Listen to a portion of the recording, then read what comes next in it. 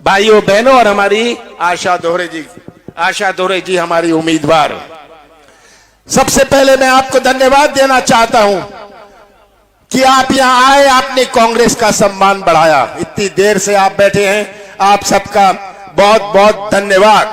और आपको बधाई भी देना चाहता हूं कि आपने पिछले लोकसभा चुनाव में लगभग 1.5 साल पहले पूरे मध्य प्रदेश को संदेश दिया था कि अब अशोकनगर और ये संभाग आजाद हुआ है, हम आजाद करके छोड़ेंगे। अशोकनगर ने ये संदेश पूरे मध्य प्रदेश में दिया। तो आपको बधाई देना चाहता हूं, आपकी पहचान सही थी और आपने ये संदेश दिया। आप सब बधाई के पात्र हैं। मैं महाराजा नहीं हूं, कोई मेरा गुलाम नहीं है, मैं मामा नहीं हूं, मैं अपनी जेब में नारियल नहीं रखता, मैं घोषणाएं नहीं करता और मैं झूठ नहीं बोलता। मैंने कभी चाय नहीं बेची, मैं तो कमलनाथ हूं। मैंने कुत्ते की समाधि नहीं बनाई, मैंने तो मध्य प्रदेश का सबसे बड़ा मंदिर हनुमान मंदिर छिंदवाड़ा में बनाया है।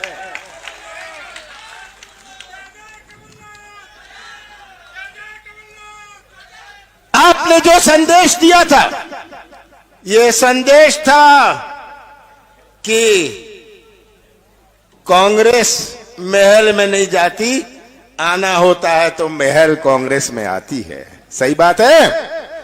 तो ये आज बड़ी खुशी होती है आप सबके बीच में आके। ये उपचुनाव केवल एक साधारण उपचुनाव नहीं है। ये उपचुनाव क्यों, किस प्रकार से हमारे प्रजातंत्र और हमारे संविधान के साथ खिलवाड़ किया गया। ये हमारा संविधान बना है, किसके लिए बना है? बुजुर्गों ने तो अपना जीवन काट लिया, पर ये नौजवान हैं, जो आगे आने वाली पीढ़ियां हैं, इनके लिए ये संविधान है। इनको इस संविधान की रक्षा करनी है। सौदा कर लो, सरकार बना लो, बोली बोल लो, सरकार बना लो। अब तो सरपंच का चुनाव भी नहीं लड़ना, बोली बोल लेना और सरपंच चुन लेना। ये किस प्रकार से बोली बोल के, ये प्रजातंत्र नहीं है, ये तो धनतंत्र है। बोली बोल लो, सरकार बना लो, ये आज चित्र हमारे सामने है। उपचुनाव किस बात का? 15 महीने चल रही थी कांग्रेस की सरकार, 15 साल बाद कांग्रेस की सरकार बनी थी। कांग्रेस की सरकार 15 साल बाद बनी थी। उसकी जनता ने तय किया था कि बहुत हो गया शिवराज जी, बहुत हो गया शिवराज जी, अब हम कांग्रेस की सरकार चाहते हैं। हमने वोटों से सरकार बनाई थी, नोटों से सरकार नहीं बनाई। इनकी बनी हुई सरकार तो नोटों की सरकार है। और 15 साल बाद कांग्रेस की सरकार बनी। कैसा प्रदेश हमें सौंपा?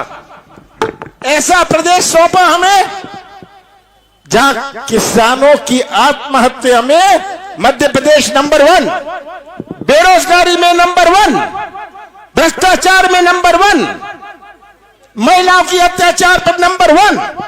ऐसा प्रदेश हमें सौंपा था। कौन सी चुनौती हमारे सामने नहीं थी? कृषि क्षेत्र की चुनौती। यह कृषि क्षेत्र है। मुझे तो ताज्जुब होता है, यहां तो एग्रीकल्चर कॉलेज भी नहीं है। जब मैं सुनता हूं कि किसानों को कौन सा मुआवजा मिला, किसानों को कौन सी बीमा मिली, 15 साल किसानों पर अत्याचार होता रहा और भारतीय जनता पार्टी और शिवराज सिंह जी बोलते गए मैं किसान का बेटा हूं। कैसे के किसान के बेटे हैं शिवराज सिंह जी? मैं तो आपसे पूछना चाहता हूं। आज सबसे बड़ी चुनौती हमारे नौजवानों की भविष्य की है। किसानों के लिए तो हमने कर्जा माफ की शुरुआत करी। कहा था हमने फसल ऋण माफी की, कर्जा हम माफ करेंगे 2 लाख रुपए तक का। शिवराज जी तो बाज नहीं आएंगे, झूठ बोलते रहेंगे, कहेंगे सब किसान का कर्जा माफ नहीं हुआ। हाँ, नहीं हुआ। शिवराज जी आप और आपके साथी जो किसान हैं उनका भी कर्जा नहीं माफ हुआ और करूंगा भी नहीं। मैं तो गरीब किसानों का कर्जा माफ करूंगा। ये हमने शुरुआत करी 2 लाख रुपए तक का पहले किस्त में जो डिफॉल्टर किसान थे, अपने देश के इतिहास में पहली दफे जिनके चालू खाते भी थे, हमने कहा उनका भी 2 लाख रुपए तक का करेंगे। हमने शुरुआत करी थी। इसकी गवाह आज 27 लाख किसान हैं। दूसरा किस्त चालू किया था, तीसरा किस्त हमें जून से करना था। और मैं मध्य प्रदेश के किसानों को कहना चाहता हूं कि कांग्रेस की सरकार आएगी, हम हर किसान का 2 लाख रुपए तक का कर्जा माफ करेंगे। यह हमारा वचन था। हमने उदाहरण दिया। 15 महीनों में हमने अपनी नीति और नियत का परिचय दिया। हमारे नौजवानों की भविष्य की चुनौती, कितने नौजवान हैं यहां खड़े हुए, भटकते हुए नौजवान, इनकी दुनिया कुछ और है। हमारे बुजुर्गों की दुनिया कुछ और थी। आज का नौजवान में एक तरफ है। आज का नौजवान कोई ठेका नहीं चाहता, कोई कमीशन नहीं चाहता, वो तो व्यवसाय का मौका या अपने हाथों को काम चाहता है। ये आज हमारे नौजवान में तड़फ है। 20 साल पहले नौजवान कॉलेज नहीं जाता था, गांव में रहता था। अब तो नौजवान जाके इंजीनियर भी बन गया, MBA भी कर लिया। सही बात है ना? और वो ना गांव का रहा ना शहर का रहा। यही नौजवान हमारे मध्य प्रदेश का निर्माण करेंगे भविष्य में। कैसा मध्य प्रदेश हमारा बनेगा अगर ये नौजवान का भविष्य अंधेरे में रहे? यह सबसे बड़ी चुनौती है कि हमारे नौजवान जो हमारे प्रदेश का निर्माण करेंगे भविष्य में, इनका भविष्य कैसे सुरक्षित रहे, ये सबसे बड़ी चुनौती है। कैसे निवेश आए, कैसे आर्थिक गतिविधि लगे। मध्य प्रदेश में 15 सालों में जितने उद्योग लगते नहीं थे, उससे ज्यादा उद्योग बंद हो जाते थे। किसी को मध्य प्रदेश पर विश्वास नहीं। मैंने शुरुआत करी कि मध्य प्रदेश में विश्वास बने। मध्य प्रदेश की विश्वास क्या मध्य प्रदेश की पहचान माफिया से होगी? क्या मध्य प्रदेश की पहचान मिलावट से होगी? माफिया होए, मैंने युद्ध शुरू किया, मिलावट शुद्ध का युद्ध शुरू किया, ताकि मध्य प्रदेश की पहचान बने, लोग मध्य प्रदेश में निवेश आए। हमारा प्रदेश 5 प्रदेशों से घिरा हुआ है। एक कारखाना लगता है, 3 को मौका मिलता है। कोई गाड़ी चला लेता है, कोई मरम्मत का काम कर लेता है, कोई होटल खोल सकता है, कि हमारा नौजवानों का भविष्य सुरक्षित रहे। पर शिवराज सिंह झूठ बोलते बोलते, मैं तो शिवराज सिंह जी से कहता हूं, 15 साल पूरे प्रदेश ने देखा स्कूल बिना शिक्षक के, अस्पताल बिना डॉक्टर के, डॉक्टर बिना दवाई के, खंबा बिना तार के और तार बिना बिजली के, किसान बिना दाम के, नौजवान बिना काम के। इसीलिए तो फैसला किया कि शिवराज जी आप किस काम के। 15 साल बाद इनको घर बिठाया। ये आज तस्वीर आप सबके सामने। तो इसलिए जब मैं ये चुनाव की बात करता हूं, ये एक साधारण उपचुनाव नहीं है। अभी मेरे पास कोई आया था, कौन आया था, कह रहा था कि जब 40 साल पहले आप यहां आए थे, 40 साल, किसने मुझे कहा, अभी किसी ने आके मुझे कहा कि हाँ, इन्होंने मुझे अभी कहा कि 40 साल पहले आए थे, जवानी में आया था। ये मत सोचिएगा कि जवानी चली गई है, जवानी अभी भी है।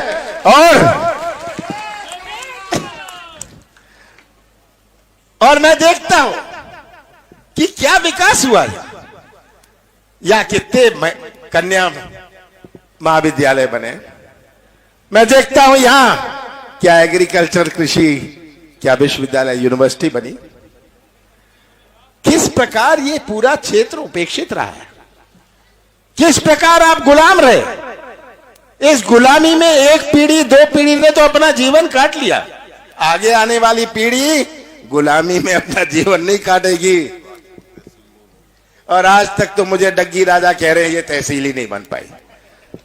ये आज यहां के हालात हैं। और बड़ी लंबी बात करेंगे, कहेंगे हिसाब दो, शिवराज जी 15 साल का आप हिसाब दो, 15 महीने का मैं हिसाब देने को तैयार हूं। 15 महीने का खड़े हो जाइए। कौन सी गलती मैंने करी थी कि किसानों का कर्जा माफ करना शुरुआत किया और 27 लाख किसानों का कर्जा माफ किया? कौन सी गलती मैंने करी थी? कौन सा पाप मैंने किया था जब मैंने गौशाला बनाने की योजना बनाई? कौन सा पाप मैंने किया था जब हमने पेंशन बढ़ाई?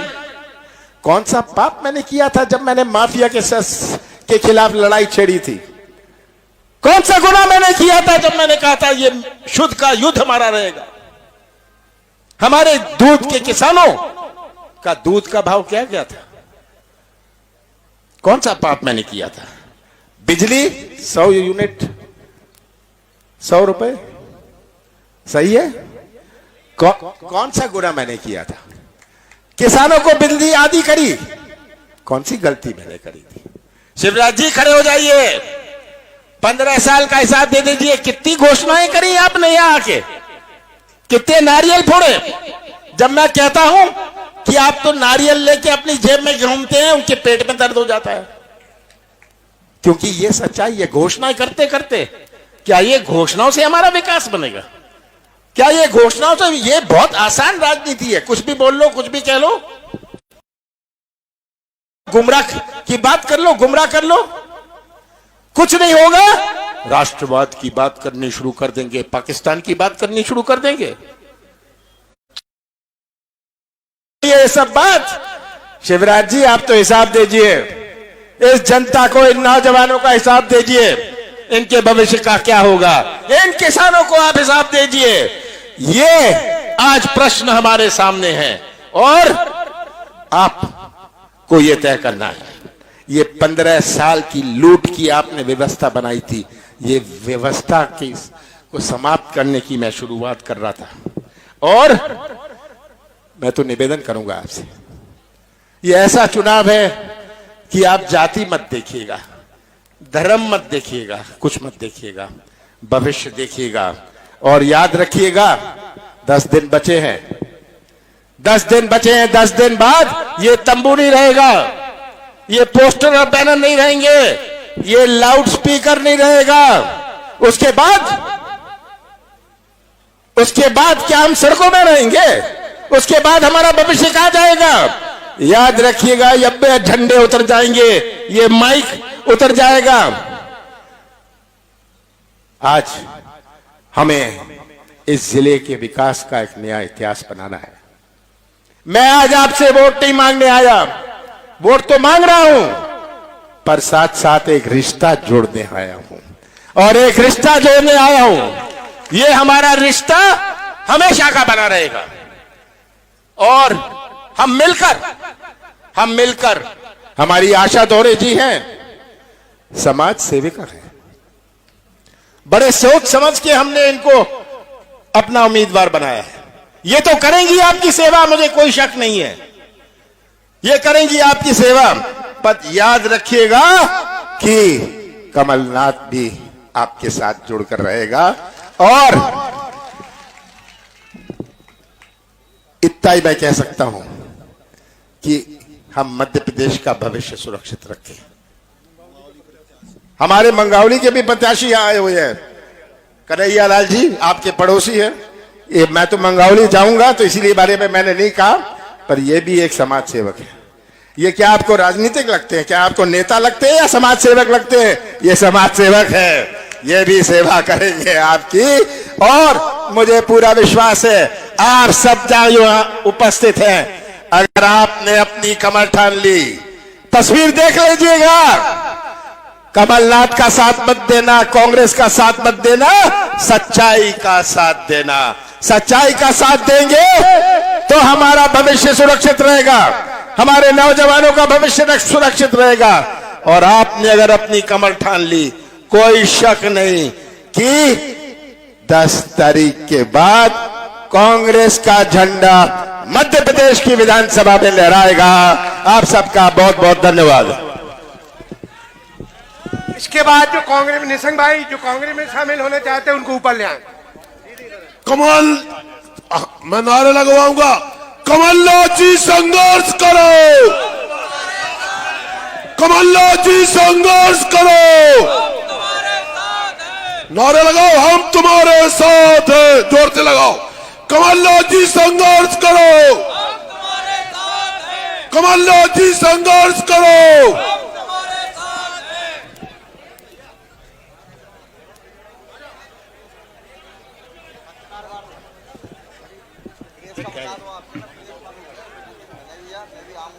अभी विभिन्न पार्टियों के, भारतीय जनता पार्टी और बहुजन समाज पार्टी के सैकड़ों कार्यकर्ता हमारे कांग्रेस की सदस्यता ले रहे हैं श्रद्धेय कमलनाथ जी से। मंच की व्यवस्था बनाए रखें, इसके बाद में प्रेस कॉन्फ्रेंस होगी, मंच की गरिमा बनाए रखें, यही मेरा निवेदन है सभी साथियों से। श्रद्धेय साथियों, भाइयों बहनों और हमारी आशा दोहरे जी हमारी उम्मीदवार, सबसे पहले मैं आपको धन्यवाद देना चाहता हूं कि आप यहां आए, आपने कांग्रेस का सम्मान बढ़ाया, इतनी देर से आप बैठे हैं, आप सबका बहुत बहुत धन्यवाद। और आपको बधाई भी देना चाहता हूं कि आपने पिछले लोकसभा चुनाव में लगभग 1.5 साल पहले पूरे मध्य प्रदेश को संदेश दिया था कि अब अशोकनगर और ये संभाग आजाद हुआ है, हम आजाद करके छोड़ेंगे। अशोकनगर ने ये संदेश पूरे मध्य प्रदेश में दिया, तो आपको बधाई देना चाहता हूं, आपकी पहचान सही थी और आपने ये संदेश दिया, आप सब बधाई के पात्र हैं। मैं महाराजा नहीं हूं, कोई मेरा गुलाम नहीं है, मैं मामा नहीं हूं, मैं अपनी जेब में नारियल नहीं रखता, मैं घोषणाएं नहीं करता और मैं झूठ नहीं बोलता, मैंने कभी चाय नहीं बेची,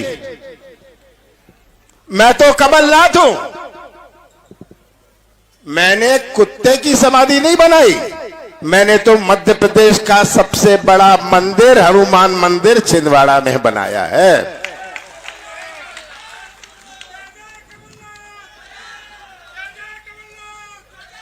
आपने जो संदेश दिया था, ये संदेश था कि कांग्रेस महल में नहीं जाती, आना होता है तो महल कांग्रेस में आती है। सही बात है। तो ये आज बड़ी खुशी होती है आप सबके बीच में आके। ये उपचुनाव केवल एक साधारण उपचुनाव नहीं है। ये उपचुनाव क्यों, किस प्रकार से हमारे प्रजातंत्र और हमारे संविधान के साथ खिलवाड़ किया गया। ये हमारा संविधान बना है, किसके लिए बना है? बुजुर्गों ने तो अपना जीवन काट लिया, पर ये नौजवान हैं, जो आगे आने वाली पीढ़ियां हैं, इनके लिए ये संविधान है। इनको इस संविधान की रक्षा करनी है। सौदा कर लो, सरकार बना लो, बोली बोल लो, सरकार बना लो।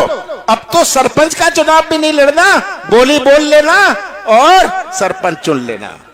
ये किस प्रकार से बोली बोल के, ये प्रजातंत्र नहीं है, ये तो धनतंत्र है।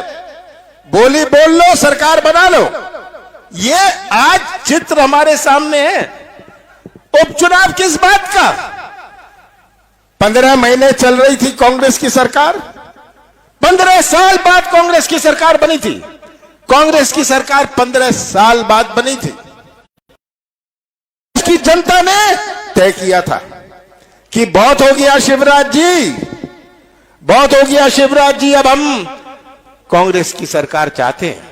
हमने वोटों से सरकार बनाई थी, नोटों से सरकार नहीं बनाई। इनकी बनी हुई सरकार तो नोटों की सरकार है। और 15 साल बाद कांग्रेस की सरकार बनी। कैसा प्रदेश हमें सौंपा?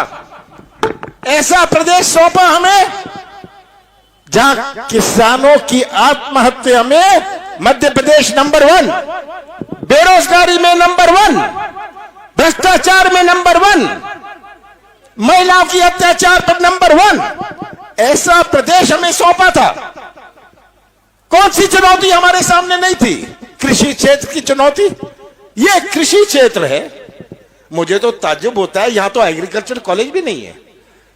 जब मैं सुनता हूं कि किसानों को कौन सा मुआवजा मिला, किसानों को कौन सी बीमा मिली, 15 साल किसानों पर अत्याचार होता रहा और भारतीय जनता पार्टी और शिवराज सिंह जी बोलते गए मैं किसान का बेटा हूं। कैसे के किसान के बेटे हैं शिवराज सिंह जी? मैं तो आपसे पूछना चाहता हूं। आज सबसे बड़ी चुनौती हमारे नौजवानों की भविष्य की है। किसानों के लिए तो हमने कर्जा माफ की शुरुआत करी। कहा था हमने फसल ऋण माफी की कर्जा हम माफ करेंगे 2 लाख रुपए तक का। शिवराज जी तो बाज नहीं आएंगे, झूठ बोलते रहेंगे, कहेंगे सब किसान का कर्जा माफ नहीं हुआ। हाँ, नहीं हुआ शिवराज जी, आप और आपके साथी जो किसान हैं उनका भी कर्जा नहीं माफ हुआ और करूंगा भी नहीं। मैं तो गरीब किसानों का कर्जा माफ करूंगा। ये हमने शुरुआत करी। 2 लाख रुपए तक का पहले किस्त में जो डिफॉल्टर किसान थे, अपने देश के इतिहास में पहली दफे जिनके चालू खाते भी थे, हमने कहा उनका भी 2 लाख रुपए तक का करेंगे। हमने शुरुआत करी थी, इसकी गवाह आज 27 लाख किसान हैं। दूसरा किस्त चालू किया था, तीसरा किस्त हमें जून से करना था। और मैं मध्य प्रदेश के किसानों को कहना चाहता हूं कि कांग्रेस की सरकार आएगी, हम हर किसान का 2 लाख रुपए तक का कर्जा माफ करेंगे। यह हमारा वचन था। हमने उदाहरण दिया। 15 महीनों में हमने अपनी नीति और नियत का परिचय दिया। हमारे नौजवानों की भविष्य की चुनौती। कितने नौजवान हैं यहां खड़े हुए, भटकते हुए नौजवान, इनकी दुनिया कुछ और है, हमारे बुजुर्गों की दुनिया कुछ और थी। आज का नौजवान में एक तड़फ है। आज का नौजवान कोई ठेका नहीं चाहता, कोई कमीशन नहीं चाहता, वो तो व्यवसाय का मौका या अपने हाथों को काम चाहता है। ये आज हमारे नौजवान में तड़फ है। 20 साल पहले नौजवान कॉलेज नहीं जाता था, गांव में रहता था। अब तो नौजवान जाके इंजीनियर भी बन गया, MBA भी कर लिया। सही बात है ना? और वो ना गांव का रहा ना शहर का रहा। यही नौजवान हमारे मध्य प्रदेश का निर्माण करेंगे भविष्य में। कैसा मध्य प्रदेश हमारा बनेगा अगर ये नौजवान का भविष्य अंधेरे में रहे? यह सबसे बड़ी चुनौती है कि हमारे नौजवान जो हमारे प्रदेश का निर्माण करेंगे भविष्य में, इनका भविष्य कैसे सुरक्षित रहे। ये सबसे बड़ी चुनौती है। कैसे निवेश आए, कैसे आर्थिक गतिविधि लगे। मध्य प्रदेश में 15 सालों में जितने उद्योग लगते नहीं थे, उससे ज्यादा उद्योग बंद हो जाते थे। किसी को मध्य प्रदेश पर विश्वास नहीं। मैंने शुरुआत करी कि मध्य प्रदेश में विश्वास बने। मध्य प्रदेश की विश्वास क्या मध्य प्रदेश की पहचान माफिया से होगी? क्या मध्य प्रदेश की पहचान मिलावट से होगी? माफिया होए, मैंने युद्ध शुरू किया, मिलावट शुद्ध का युद्ध शुरू किया, ताकि मध्य प्रदेश की पहचान बने, लोग मध्य प्रदेश में निवेश आए। हमारा प्रदेश 5 प्रदेशों से घिरा हुआ है। एक कारखाना लगता है, 3 को मौका मिलता है। कोई गाड़ी चला लेता है, कोई मरम्मत का काम कर लेता है, कोई होटल खोल सकता है, कि हमारा नौजवानों का भविष्य सुरक्षित रहे। पर शिवराज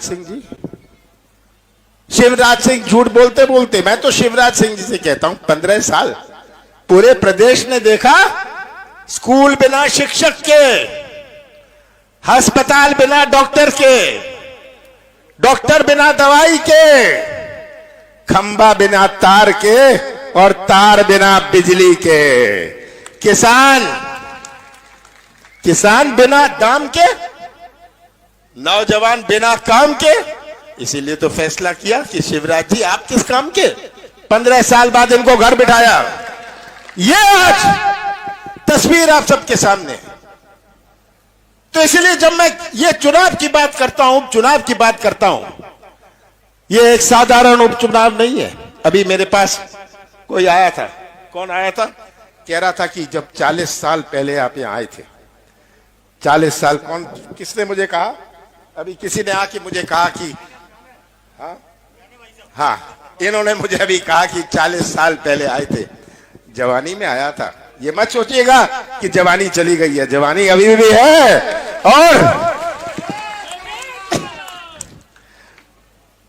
और मैं देखता हूं कि क्या विकास हुआ है, या कितने कन्या महाविद्यालय बने। मैं देखता हूं यहां क्या एग्रीकल्चर, कृषि, क्या विश्वविद्यालय, यूनिवर्सिटी बनी। किस प्रकार ये पूरा क्षेत्र उपेक्षित रहा है, किस प्रकार आप गुलाम रहे। इस गुलामी में एक पीढ़ी, 2 पीढ़ी ने तो अपना जीवन काट लिया, आगे आने वाली पीढ़ी गुलामी में अपना जीवन नहीं काटेगी। और आज तक तो मुझे डग्गी राजा कह रहे हैं ये तहसील ही नहीं बन पाई। ये आज यहां के हालात हैं। और बड़ी लंबी बात करेंगे, कहेंगे हिसाब दो। शिवराज जी 15 साल का आप हिसाब दो, 15 महीने का मैं हिसाब देने को तैयार हूं। 15 महीने का खड़े हो जाइए। कौन सी गलती मैंने करी थी कि किसानों का कर्जा माफ करना शुरुआत किया और 27 लाख किसानों का कर्जा माफ किया। कौन सी गलती मैंने करी थी, कौन सा पाप मैंने किया था जब मैंने गौशाला बनाने की योजना बनाई। कौन सा पाप मैंने किया था जब हमने पेंशन बढ़ाई। कौन सा पाप मैंने किया था जब मैंने माफिया के खिलाफ लड़ाई छेड़ी थी।